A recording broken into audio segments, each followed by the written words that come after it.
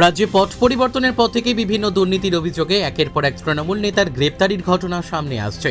ইতিমধ্যে দক্ষিণ দিনাজপুর জেলার একাধিক তৃণমূল পদাধিকারীকে বিভিন্ন মামলায় গ্রেপ্তার করেছে পুলিশ।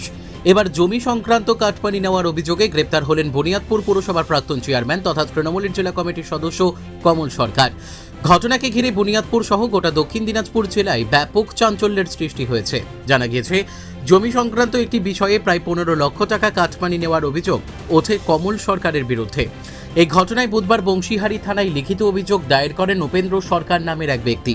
অভিযোগ পাওয়ার পর তদন্তে নামে বংশীহারি থানার পুলিশ।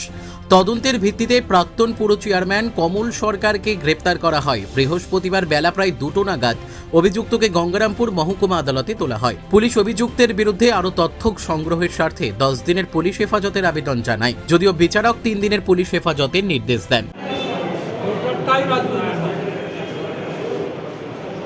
এখানটায় আমাদের হচ্ছে এর আগে জেনারেল সেক্রেটারি ছিলেন হচ্ছে নফিজউদ্দিন, তাকেও একটা 25 সালে বলছে কনস্টেবল অ্যাপয়েন্টমেন্টের সময় নাকি তিনি তার কাছ থেকে টাকা 25 সাল 26 সাল চলে গেছে অর্ডার।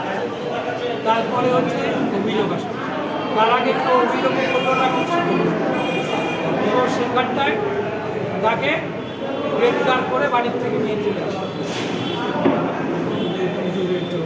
উত্তম চৌধুরী, তার বিরুদ্ধে কি মূর্তি ভাঙার অভিযোগ। আরে মূর্তিটা তো ওই বসিয়েছে, টাকা নিয়ে কিনে এনে মূর্তি বসিয়েছে, সেখানটায় তাকে উল্টা কেস দিয়ে ঢুকিয়ে দেওয়া।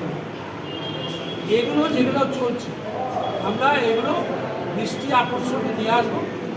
জেলার যারা আমাদের জেলার মূল যারা প্রশাসক আছে তাদের, এবং আমরা বিচার চাইব ওনাদের কাছে। আমরা দেখছি তারপরে কি হচ্ছে। ঠিক আছে। বুনিয়াদপুর থেকে অমিত মহন্তের রিপোর্ট, কুলিক নিউজ।